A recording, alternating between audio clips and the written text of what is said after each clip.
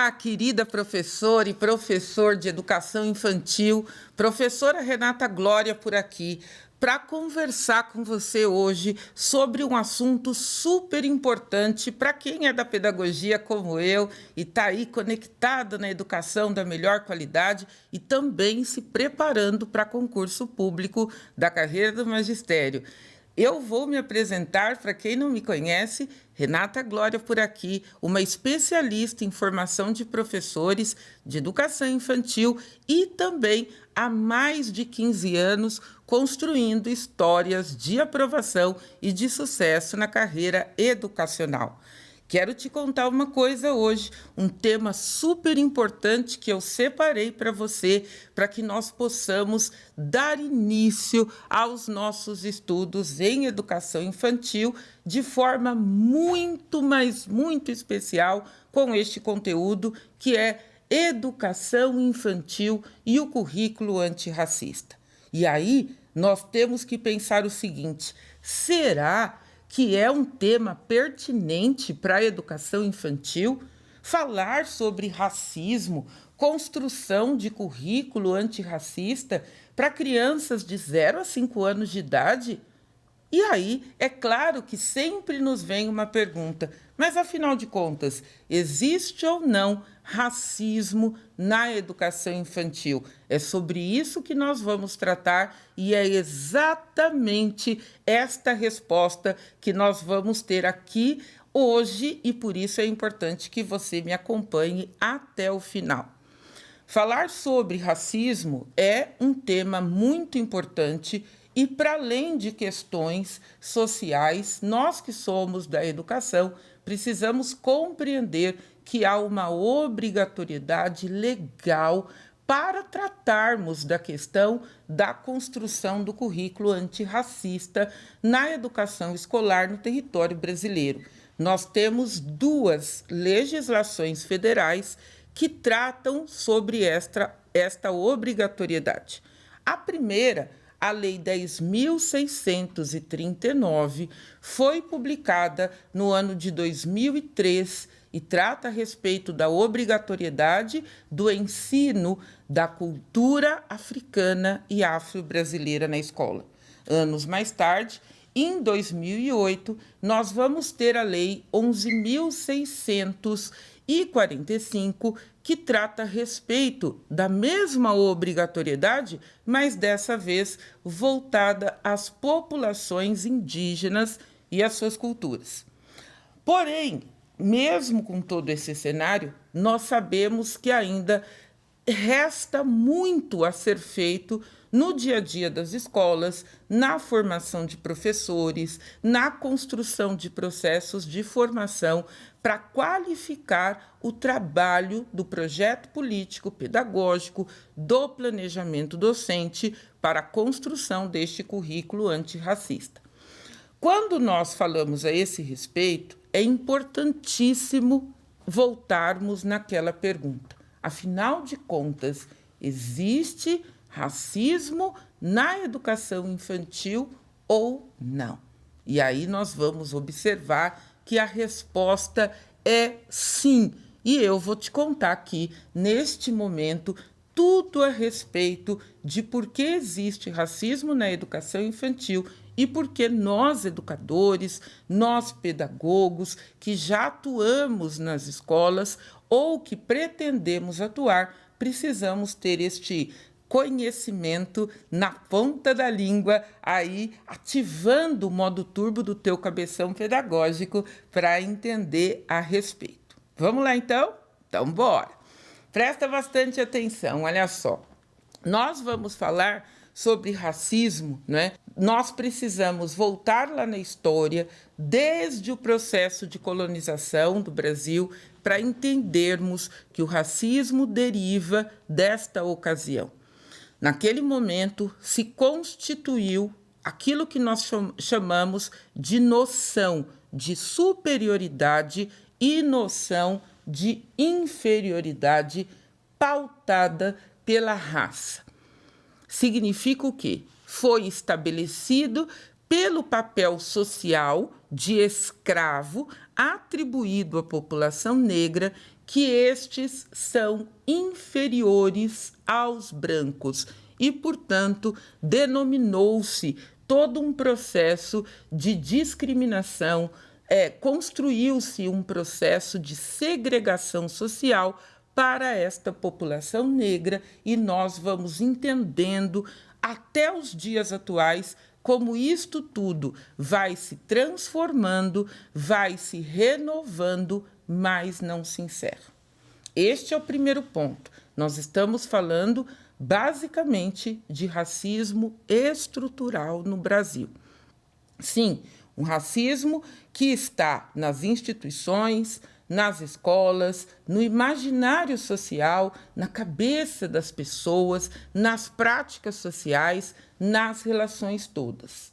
E como considerar este racismo atingindo a educação infantil? É bem simples. E aí nós vamos falar sobre um outro tema muito importante para que a gente consiga entender. Chegou a hora de pensarmos, afinal de contas, quem são as crianças?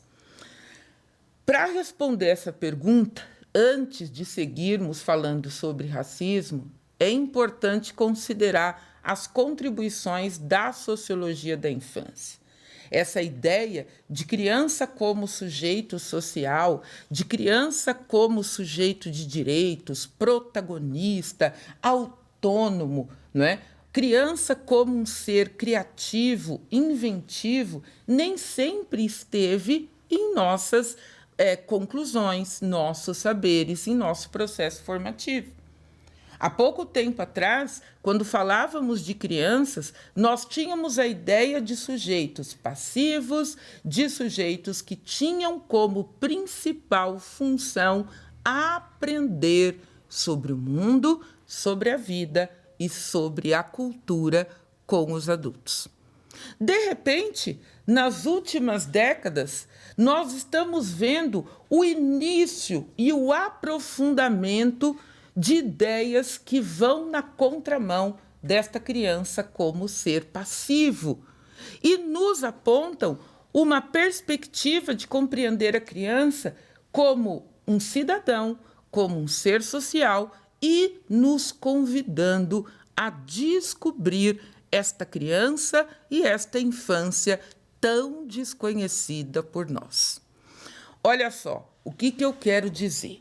Primeiro, se o racismo no Brasil é estrutural, se esparramou em todos os lugares, em todos os becos, em todas as relações e instituições, e se de um outro lado as crianças são sujeitos históricos, culturais, sujeitos de direitos, sujeitos que pensam, que observam, sujeitos que elaboram as suas primeiras hipóteses sobre o mundo e sobre a vida desde o nascimento, significa o quê, cabeção pedagógico? Significa dizer que se a sociedade é estruturalmente racista, as crianças que são sujeitos integrantes desta sociedade são atingidas, sim, pelo racismo.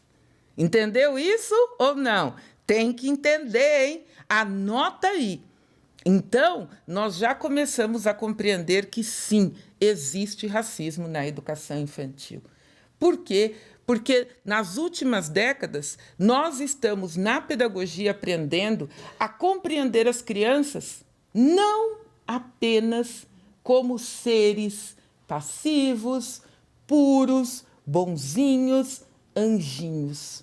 Nós estamos virando o jogo da compreensão para compreendermos as crianças como cidadãos, sujeitos de história e de cultura que são igualmente a nós afetados por tudo que existe na sociedade. E quando eu falo tudo, seja o tudo bom, seja o tudo ruim, a sociedade e as relações sociais afetam sim as crianças.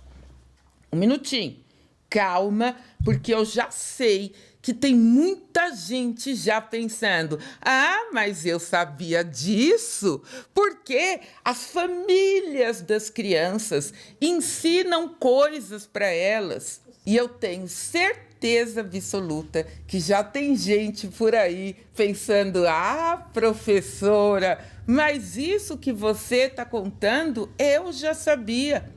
Afinal, a culpa do racismo na educação das crianças pequenas é da família. As famílias são racistas, as famílias não ensinam o correto para as crianças. As famílias, como nós, professores, como nós, pedagogos, temos o hábito tão recorrente de culpar as famílias por tudo. Antes de culpar as famílias, é preciso que nós consigamos entender que as famílias não são bolhas que estão alheias à sociedade. A sua família, a minha família, a família das crianças são igualmente afetadas por tudo de bom e de ruim que existe na sociedade. E, neste sentido, não é culpa ou responsabilidade das famílias a ideia estrutural do racismo, certo? Então, fica aqui que nós vamos comentar a respeito sobre como desenvolver o trabalho com as famílias na construção do currículo antirracista. Já sabemos que as famílias não são culpadas de tudo o tempo inteiro, certo? Muito bom. Então, é sobre tudo isso que nós vamos tratar e também te contar como é que você coloca este currículo antirracista em prática. E, presta atenção, falar em currículo antirracista é se posicionar para a construção de um currículo que não deixe mais com que o racismo se estabeleça. Currículo antirracista é exatamente a prevenção do racismo na atualidade e a contraposição, o combate ao pensamento racista histórico, certo? Então, vamos embora, que hoje nós temos muita coisa aqui para aprender, para estudar e para refletir. E quero te contar uma coisa, claro que você já sabe, mas não custa nada te lembrar. Esse conteúdo ele é importantíssimo, tanto na tua formação como educadora, educador da infância e também para você prestar concurso público na carreira do magistério, porque, afinal de contas, eu te falei aqui que existem 2 legislações que são os fundamentos e tornam obrigatória essa questão da construção do currículo antirracista. Nós também temos a questão das culturas indígenas. E olha como eu disse, culturas indígenas. É no plural, cabeção, é isso aí. Por quê? Porque ressalto isso justamente porque nós somos, não é, de uma escola e de uma tradição pedagógica do Dia do Índio, no singular. 19 de abril se comemora o Dia do Índio, como se o índio fosse apenas um estereótipo, um padrão. Todos os indígenas são os mesmos e iguais. E aí, estudando um pouco mais a esse respeito das culturas indígenas, nós localizamos e começamos a compreender e valorizar a manifestação das culturas indígenas, que são mais de 220 no território nacional. 220, muito mais do que isso, de etnias, de culturas, de línguas, de hábitos, de saberes e fazeres indígenas. Então, falar sobre a questão étnico-racial voltada às culturas indígenas é romper com este estereótipo do índio, do cocar, peladinho, selvagem, completamente desarticulado da sociedade. Olha quanto trabalho nós temos aí para a construção do currículo antirracista e é sobre isso que nós vamos conversar. Vamos embora então, olha só. A primeira questão que quero trazer para vocês sobre como colocar o currículo antirracista em prática. Nós já entendemos que existe sim o racismo na educação infantil, nós entendemos que as crianças não são boazinhas, não são puras, não são ingênuas, são sujeitos históricos e de cultura. E aí, como fazer isso então? A primeira questão é compreender que esta é uma temática de relevância social extremamente importante e, portanto, não pode ser desenvolvida uma vez ou outra por projetos como um remédio que se dá quando o doente está agonizando. Entendeu isso ou não? Tem que entender, cabeção. Anota isso aí, porque é muito, mas muito importante. E como fazer então? Você deve estar perguntando, não é? Então, bora lá, vamos compreender. Primeiro passo para a construção do currículo antirracista é a revisitação do projeto político-pedagógico. Esse documento tão importante que organiza as práticas pedagógicas das escolas é de fundamental importância. Ele deve estar comprometido de modo explícito com a construção do currículo antirracista. Deve prever em seu conteúdo as práticas de planejamento pedagógico, as práticas de formação contínua dos professores, as práticas de diálogo com as famílias. Ou seja, a ideia deste currículo deve abranger toda a comunidade educativa. Todos devem ser convidados e alcançados a pensar, a refletir, a problematizar sobre esse tema tão importante. Se não está no projeto político-pedagógico, está começando errado. Um outro ponto bem importante é que, se não está no PPP o envolvimento, o diálogo e a formação das famílias através das reuniões, através dos encontros com as educadoras, dos festejos da escola, nós também não vamos alcançar o êxito necessário. E aí, eu também já sei que você está pensando: ah, professora, mas as famílias não participam, elas não gostam, elas não querem. Ai, professora, para com isso, hein? Para com isso, que quem me conhece sabe que eu sou daquelas que defendo a formação das famílias. Sim, a escola é lugar de formar também as famílias. As famílias, como nós, não aprenderam a participar do dia a dia escolar. E como fazer, então? Planejar o diálogo, a escuta, compreender que as famílias também são vítimas destas demandas sociais. Então, não se trata de procurar culpados e responsáveis. Trata-se, portanto, de fazer uma força-tarefa intencional para envolver todos no cotidiano com estas discussões. Quando nós falamos de educação infantil, nós estamos falando da faixa etária de 0 a 5 anos de idade, certo? E aí você deve estar pensando o seguinte: ah, professora, mas como é que trabalha currículo antirracismo com bebê de 6, 7, 8 meses? Não fala, não anda, não sabe ler, não escreve. Como, professora? Exatamente, este é um dos principais desafios da educação infantil.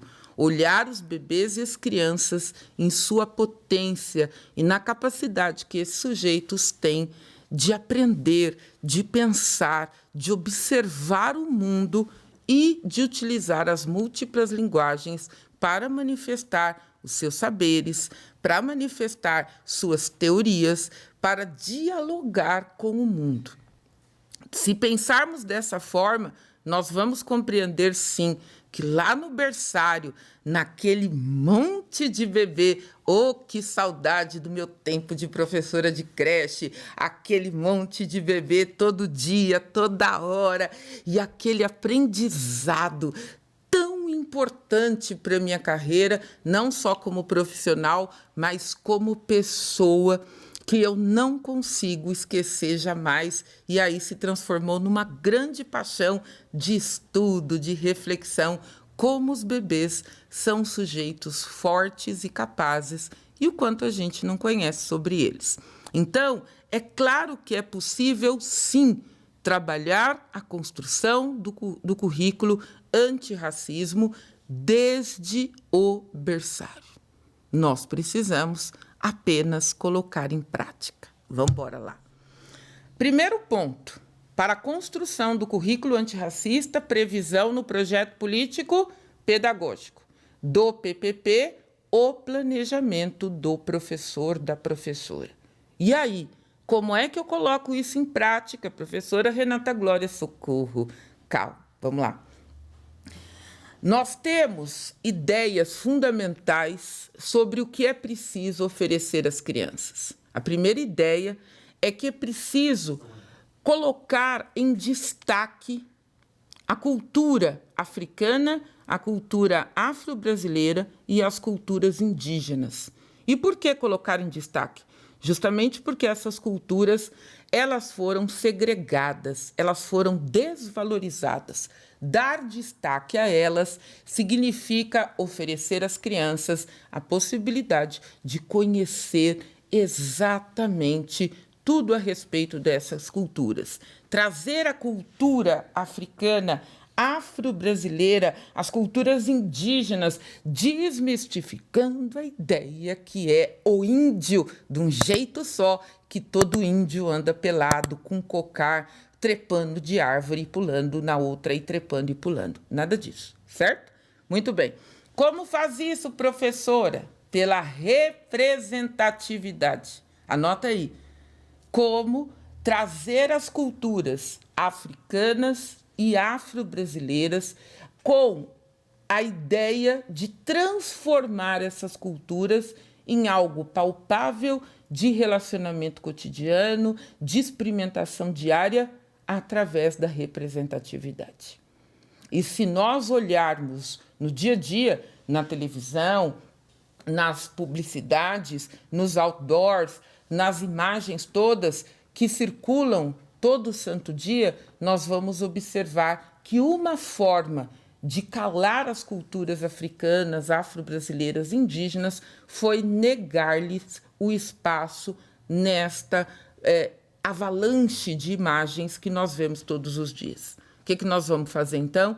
Nós vamos colocar estas imagens para decorar as paredes, vamos colocar essas imagens para fazer parte do dia a dia, vamos colocar estas imagens para circular como um contexto da vida real.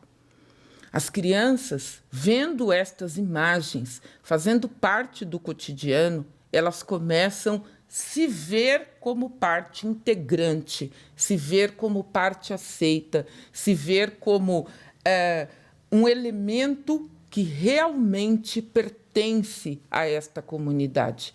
Portanto, quando eu olho para um mural na creche, por exemplo, e eu vejo lá, não é, desenhos de crianças de todas as etnias, com diferentes tonalidades de pele, texturas de cabelo diferentes, eu passo a compreender desde pequenininho que ser diferente faz parte da humanidade. Ninguém precisa ser igual a ninguém, certo? Muito bem. Só a representatividade resolve? Sim ou não? Claro que não, certo? É preciso dar conta da seleção dos materiais. É preciso organizar o espaço através de materiais que tenham sentido para esta abordagem pedagógica.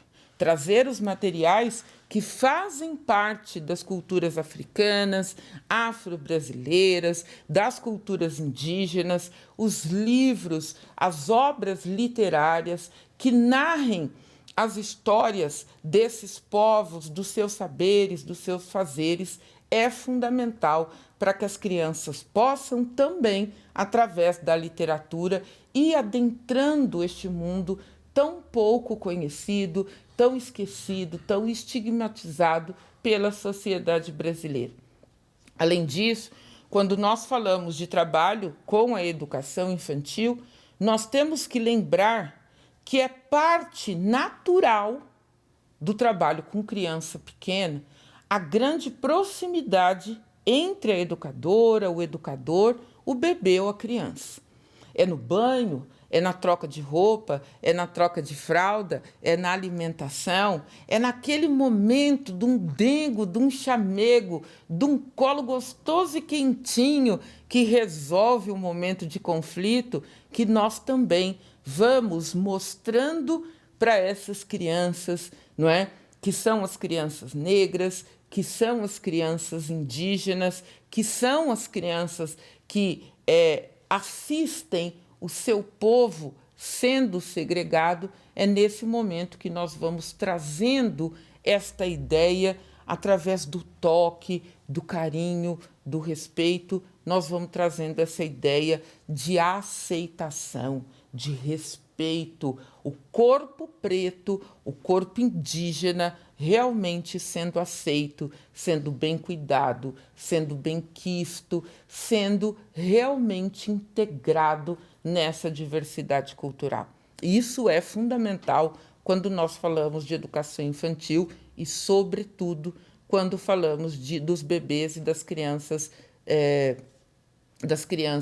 ou bem pequenas, de 4 e 5 anos, ou das crianças pequenas, aliás, desculpe, das crianças bem pequenas, de 1 ano e 7 meses a 3 anos e 11 meses, e das crianças pequenas que vão de 4 a 5 anos de idade. Isso é fundamental.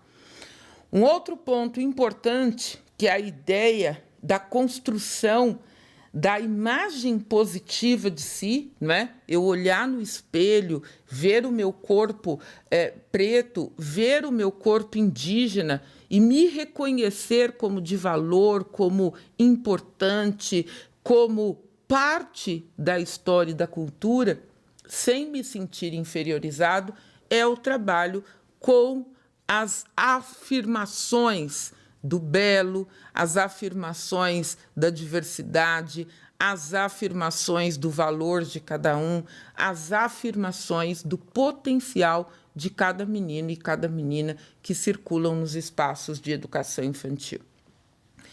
Tudo isso, como eu já mencionei, sem o envolvimento das famílias, de nada vai adiantar, certo? Porque aí nós vamos reclamar que as famílias não aceitam, que elas vão reclamar, que elas vão lá fazer alguma queixa para a diretora da escola. E aí eu me lembro muito claramente que, em uma ocasião, uma aluna contou num curso de formação que ela estava trabalhando a sonoridade da cultura africana através dos atabaques, através dos instrumentos também de percussão.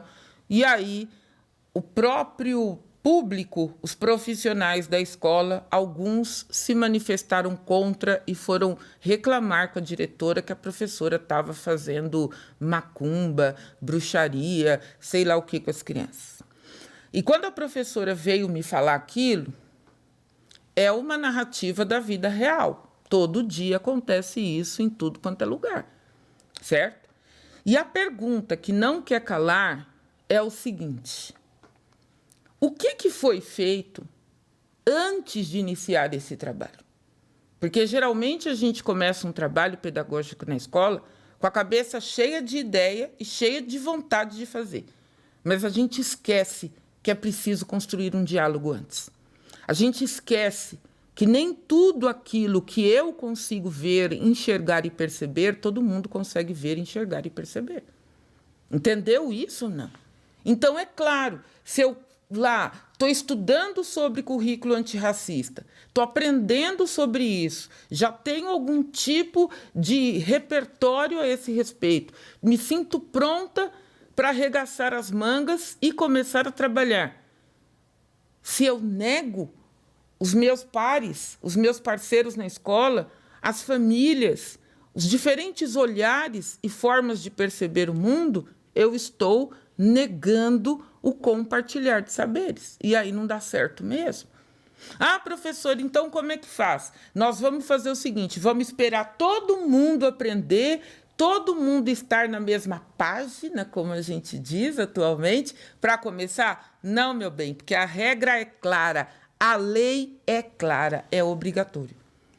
Mas eu não posso começar sem antes entender que o diálogo, a articulação, o trabalho nos bastidores é tão fundamental quanto pensar no que as crianças vão fazer. E olha que eu te prometo, anota aí, promessa de Renata Glória, que vou trazer um conteúdo bem bacana sobre planejamento na educação infantil, para a gente pensar se estamos falando em atividade ou em experiência, para parar com essas coisas de que o nosso planejamento tem que colocar crianças para fazer isso, aquilo e aquilo outro, certo? Muito bem. Então, olha só, nós vamos trabalhar com representatividade, esparramando as imagens da diversidade pela escola. Nós vamos trabalhar com a seleção dos materiais cuidadosamente, politicamente. Nós vamos cuidar de cada material e das mensagens que eles transmitem para os bebês e para as crianças. É a capa do livro que traz uma família, mamãe, papai, filhinhos, todos da cor da pele. Lembra o lápis da cor de pele? Então, a pele universal, né? Só tinha aquela. Quem não tinha aquela cor de pele, talvez fosse meio esquisito. E aí, a gente faz o quê? A gente traz esse livro, o outro livro com outra cor de pele, com outra tonalidade, e outra, porque aí a gente vai mostrando para as crianças que não existe um padrão, que nós somos todos diferentes e há lugar para todo mundo. Um currículo antirracista está comprometido com a igualdade racial. Todo mundo junto, certo? Muito bem. Nossa, professora, quanta coisa! E eu pensei que era só ler uma história lá para as crianças, como, por exemplo, Menina Bonita, do Laço de Fita. Tem um bocado de aluna que diz, professora, desenvolvi um projeto, eu li para as crianças, Menina Bonita, Laço de Fita, eu fiz o projeto Identidade. Eu não quero nem saber dessas coisas que se inventam por aí. Meu coração pedagógico fica aceleradíssimo quando escuto estas marmotas pedagógicas, certo? Mas numa outra hora a gente fala sobre isso. A questão é o seguinte, cabeção pedagógico favorito. Não se trata de atividades pontuais, de projetos criados pela sua cachola. Nós precisamos ter o pé no chão, colocar a mão na massa para construir experiências de diversidade étnica, cultural, todo santo dia na escola, certo? E aí, como é que você faz para manter o seu cabeção pedagógico sempre no modo turbo ativado? Como é que você faz para compreender por onde começar, para repertoriar o seu conhecimento, para compreender quais são os aspectos relevantes, o que tem de novo sendo discutido, não é? O que tem de mais atual? Tem que estudar. Tem que se manter estudiosa, atenta, e aí eu posso sugerir aqui, desde Kabengele Munanga e os seus artigos maravilhosos. Kabengele conta para nós, por exemplo, em um de seus escritos, que o racismo no Brasil é muito mais difícil de ser combatido do que o racismo nos Estados Unidos. Como é que é? Não sou eu que estou dizendo, não. É Kabengele Munanga. E, ó, está o tempo inteiro sendo solicitado em concurso público para professor quando a gente fala de questão étnico-racial.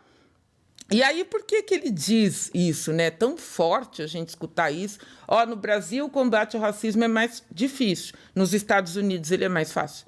A gente pensa ao contrário. Porque o argumento de Kabengele é o seguinte: nos Estados Unidos, existe a declaração, o racismo é declarado. Portanto, quando você conhece o seu inimigo, quando você sabe onde ele está, como você sabe como ele se manifesta, é muito mais fácil de você construir estratégias para combater, certo? E aí, no Brasil, o racismo não é declarado. O racismo é velado. Estados Unidos, racismo declarado. Brasil, racismo velado. A tal da democracia racial, que na verdade é uma farsa, faz com que, aos olhos de Kabengele Munanga, é claro, esse racismo esteja aí subterrâneo em tudo quanto é lugar, disfarçado, é uma piada, é aquele bebê pretinho na creche que você apelida de Jacarezinho. É aquela menina preta que tu diz assim, olha que linda, tenho certeza que quando crescer vai ser sambista. E por que gente preta tem que gostar de samba? Menino preto tem que ser jogador de futebol? Entende isso ou não? Estas são as artimanhas do racismo velado brasileiro. E aí, claro, se não está declarado, se a gente não sabe exatamente onde ele está, fica muito mais difícil de construir estratégias para combatê-lo. Esse é o resumo do pensamento de Kabengele. Só tem ele, professora? Não, meu bem.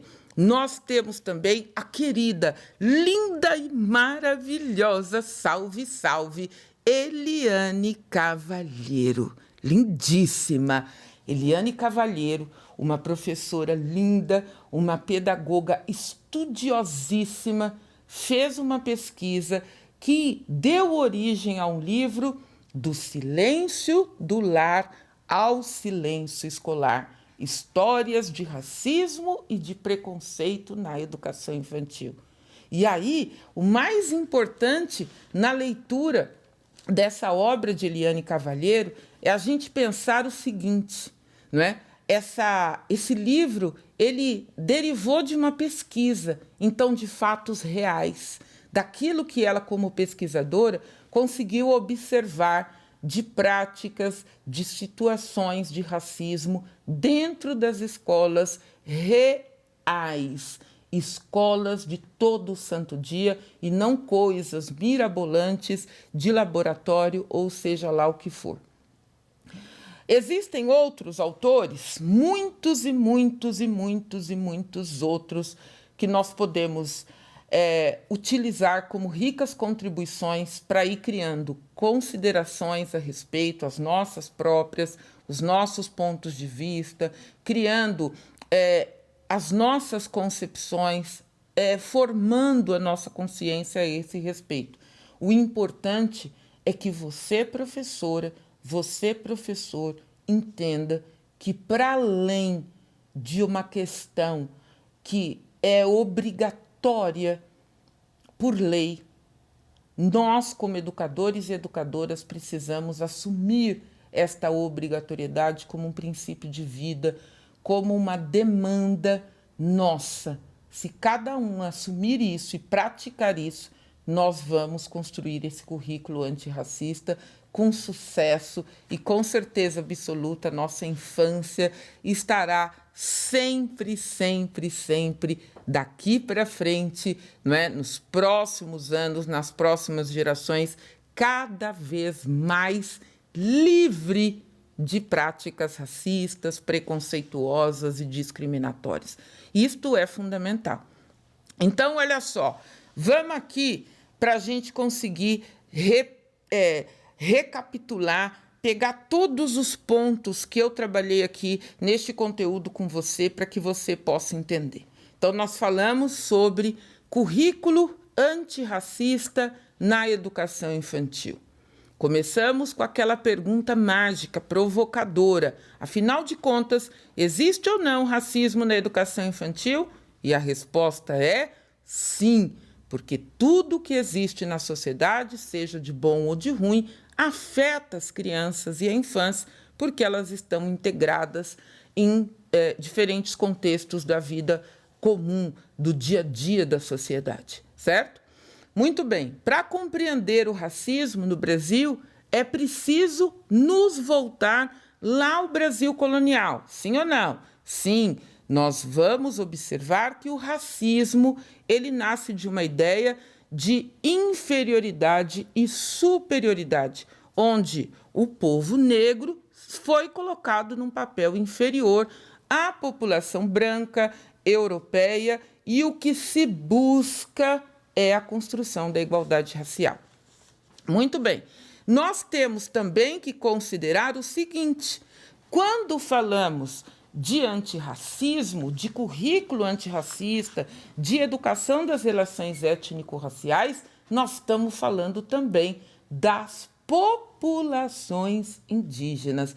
E olha só, neste conteúdo nós falamos no plural, os indígenas, as populações indígenas, as culturas indígenas, porque nós estamos rompendo com o estereótipo de que todo índio vive na aldeia, todo índio é lá de um tempo de selvageria, que todo índio é igual, e por isso negamos a ideia do índio como um padrão e ampliamos o nosso olhar para as mais de 220 etnias indígenas que existem no Brasil. Vamos trazer tudo isso para dentro da escola, para garantir aos bebês e às crianças direito de aprender sobre essas culturas, de conhecer essas culturas e, com elas, aprender e ampliar a sua consciência de democracia e de diversidade. Por isso é importante, tanto para as populações indígenas e suas culturas nesta valorização, quanto para a cultura africana e afro-brasileira, que o trabalho pedagógico comece pelo projeto político pedagógico. É preciso que esse tema esteja lá explícito, assumido, com tudo que será feito para a garantia do currículo antirracista. Mas de nada adianta a escola, os educadores, os gestores saírem criando mirabolâncias, se esquecerem de dialogar, de ouvir as crianças, as famílias, os demais profissionais e dar espaço para este saber, entender quais são as suas necessidades de formação. Neste sentido, a escola deve ser um grande centro de formação também das famílias. E aí, lógico, estando previsto lá no projeto político pedagógico, agora é hora do quê? Vamos embora arregaçar as mangas, colocar o teu planejamento do dia a dia para acontecer, porque através daquilo que você planeja todos os dias que o currículo antirracista se efetiva. E aí nós vamos trabalhar com o quê? Com representatividade, nós vamos trabalhar com a seleção dos materiais, nós vamos trabalhar com o destaque das culturas africanas, das culturas afro-brasileiras e indígenas, e nós vamos construindo nos bebês e nas crianças uma imagem positiva de si mesmo. O meu corpo, a minha negritude, a minha identidade indígena é aceita, é valorizada, é reconhecida, é benquista, ela pertence a esta multiplicidade. E assim, desde pequenininhos, meninos e meninas, bebês e crianças, vão aprendendo o quê? Que ser diferente é normal. Olha para o teu entorno, observa, não existe um ser humano igual ao outro. Nem os irmãos idênticos, gêmeos, não são exatamente iguais.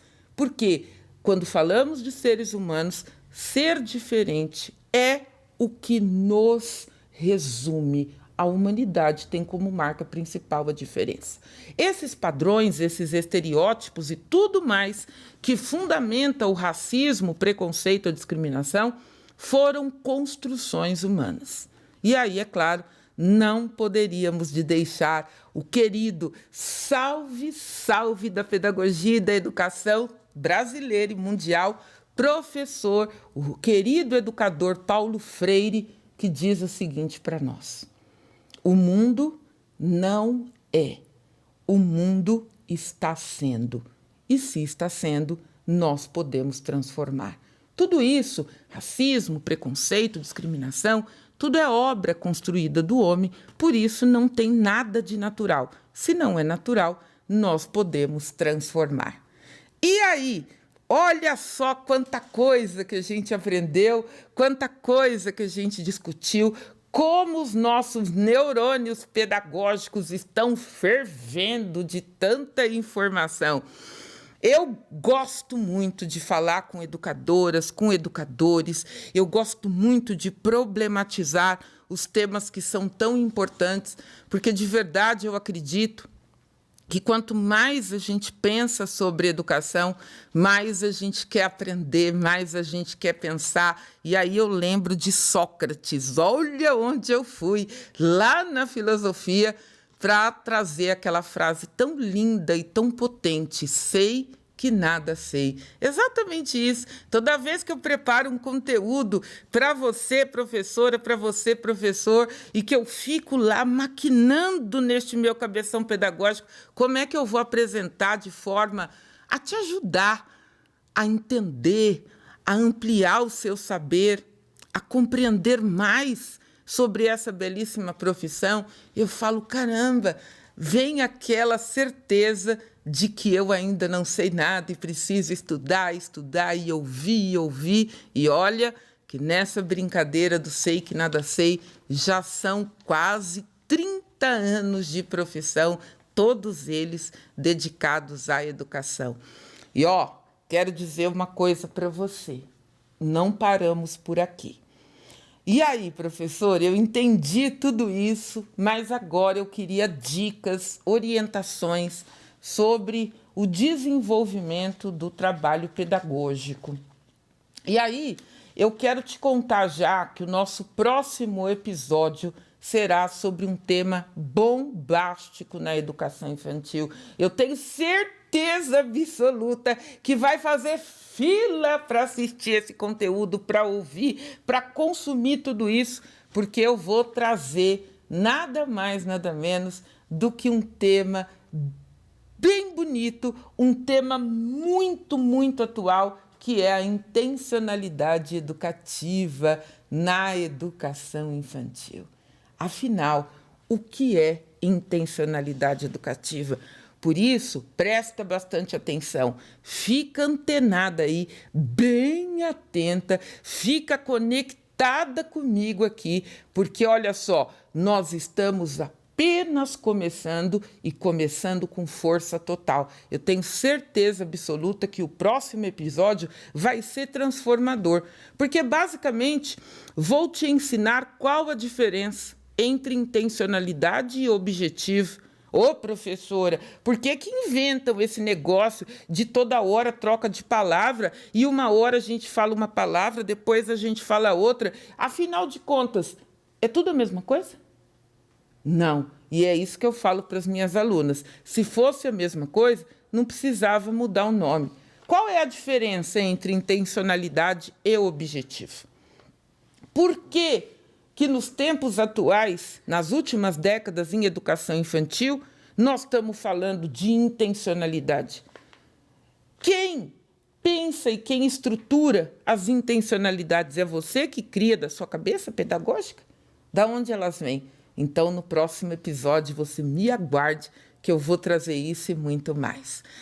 Olha só, por hoje é só. Quero agradecer de verdade você que ficou comigo aqui até esse momento, que pôde aprender, que pôde refletir, que pôde pensar a respeito, que pôde se conectar com estas ideias, e você que está sempre a fim de ampliar os seus saberes. Por isso, presta atenção, mais uma vez, fica sempre de olho nas novidades, porque por aqui você sabe que a gente não para e todo momento é momento de estudar, é momento de aprender e é momento de se preparar para uma carreira de sucesso, para o concurso público, para o dia a dia na escola. Então vamos junto. Até o próximo episódio. Tchau!